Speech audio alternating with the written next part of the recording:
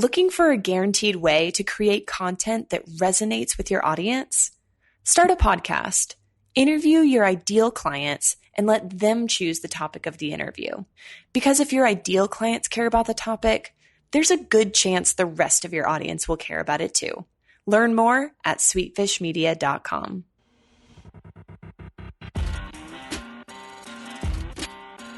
You're listening to the B2B Growth Show, a podcast dedicated to helping B2B executives achieve explosive growth. Whether you're looking for techniques and strategies or tools and resources, you've come to the right place. I'm Jonathan Green. And I'm James Carberry. Let's get into the show.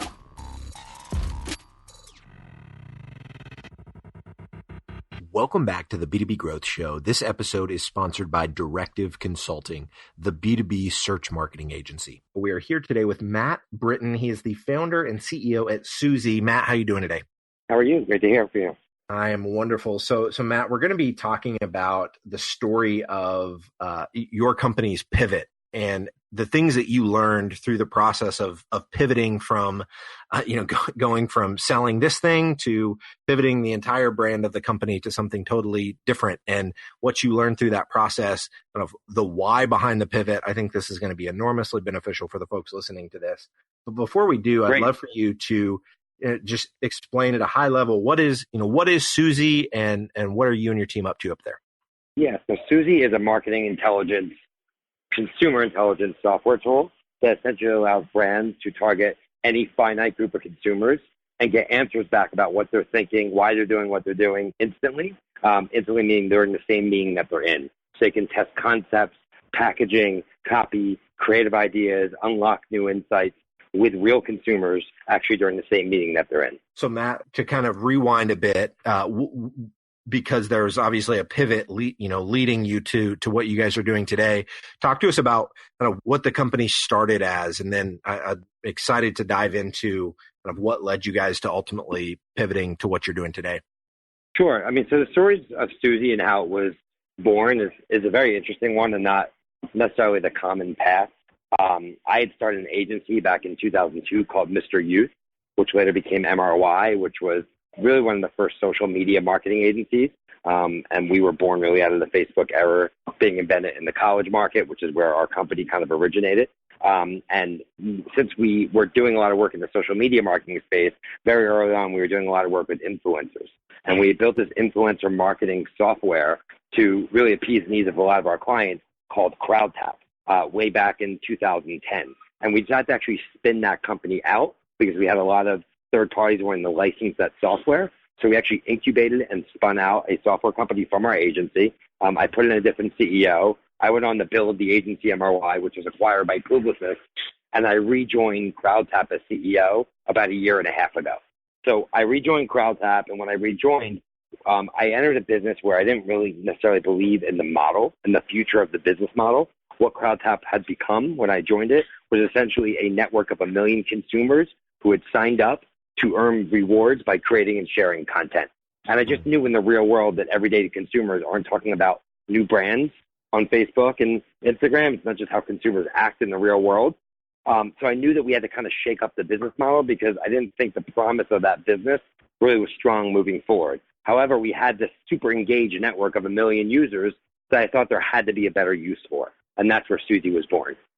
And so the decision to actually make that pivot, Matt, had you been stewing on that for, was it months and months and months, or was it a relatively quick move once you kind of made the decision, hey, this seems clear, we're going to go? Can you walk us through kind of your thinking through that time frame? When I joined as CEO, the first two things I did is I interviewed every employee of CrowdTap, of the company, as well as probably a dozen of our customers.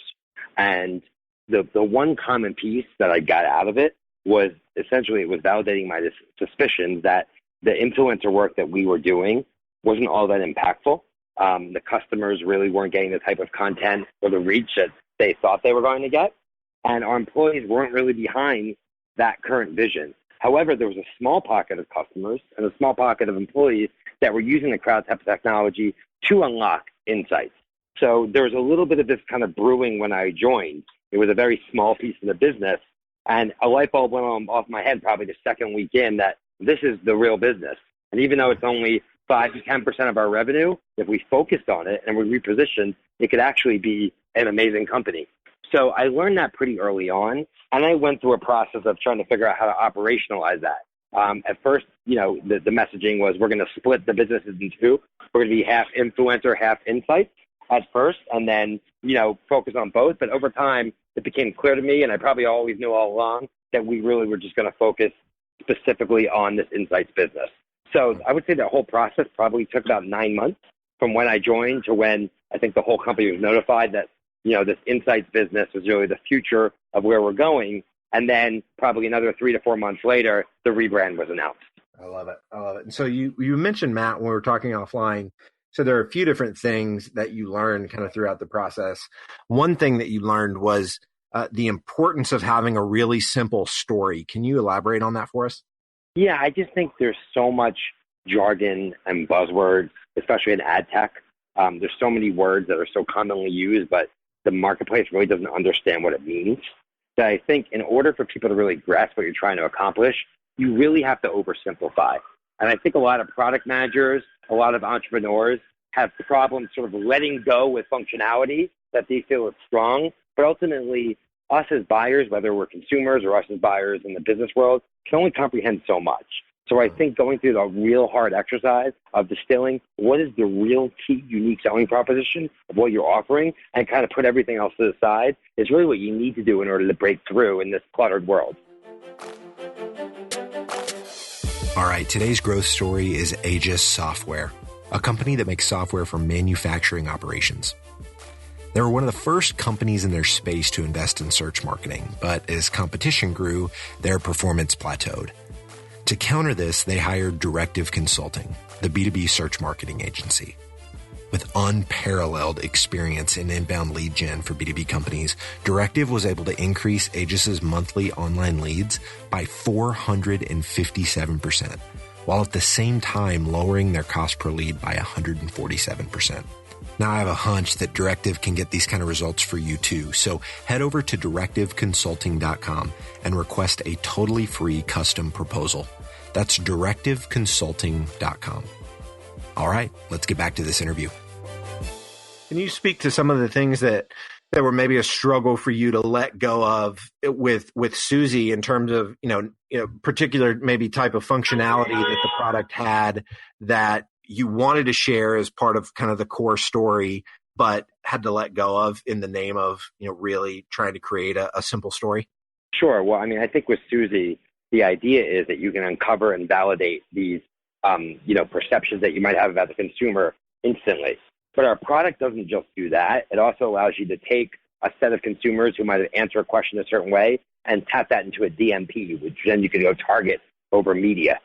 You could tap into a variety of third-party data visualization platforms. So you can take the data that comes out of your real-time insight gathering and do a variety of different things with it. Now, you can still do that, and we do talk about that, but certainly not part of our original discussion, because when we first started with that story that included that final piece, it became a little bit too elaborate, and people weren't really comprehending it. So we stopped at really the core use that 80 to 90% of customers were using the product for. And sure, we go deeper with some customers, but, really try to put that off to the side, especially for the initial discussion. So people can leave the calls really comprehending what it is that our product does. Love it. I love it. The second thing that you said you learned, Matt, was how important it has been to have something that your customers can kind of touch and feel. Now you're selling, you're selling software. So interested to see kind of like, talk to us more about this. Yeah, we're blessed to have a product that we actually can launch and show customers the results of during a demo. So, we're actually showing consumers how they might use it in the wild during an actual demo meeting, giving them results during that same meeting. So then they're left with a souvenir from our meeting, which is actually output that they'd get if they license the product. And I think that's a great, benefit versus I think a lot of software products sell a vision or a dream or a promise that may or may not ever come to fruition. And also kind of doing is walking through brochureware, where we're actually opening up the actual product and letting our potential customer almost take a test drive with it. Now, I know not every product actually can offer that, but to the extent that you can, to actually show it being used, not kind of like a beta or kind of dummy version of it, but the actual software they're going to be using, I think that's super powerful. Yeah, no, I totally agree. This third piece, Matt, that we're going to talk about, this lesson that you learned kind of throughout this pivot was the importance of thought leadership. This is something I'm extremely passionate about as well. Talk to us about the impact that thought leadership has had on your journey. Well, I mean, I think the reality is that we are learning more and more information right now, not from traditional media, but from other people. You know, we're looking at our phones, we're staring at a news feed, and when we're staring at a news feed, more often than not, the information that's being put in front of us is from individuals. Yeah. So if you actually want to get your message in front of other people and be top of mind, you need to be a thought leader. You need to be one of those people that they're getting information from. And you don't want to always be selling. You know, you want to be adding value, which is what I try to do with social media, et cetera. But I spend a lot of time just trying to come up with ideas that other people can learn from, like me doing this podcast, for example. You know, like by me creating articles on LinkedIn, by me coming up with learnings from my product I think other people can apply to their products and pushing it out there. And doing so, people find value out of following me, following what I have to say. And then when I have a new product I want to launch, like Suzy, I have an audience that cares. And that's a big reason why I think we've been able to get out there. And a lot of people are saying, oh, I'm seeing Suzy everywhere. It's because people like myself and other execs at our company have really taken it to heart to put our name out there and really try to add value to our audience.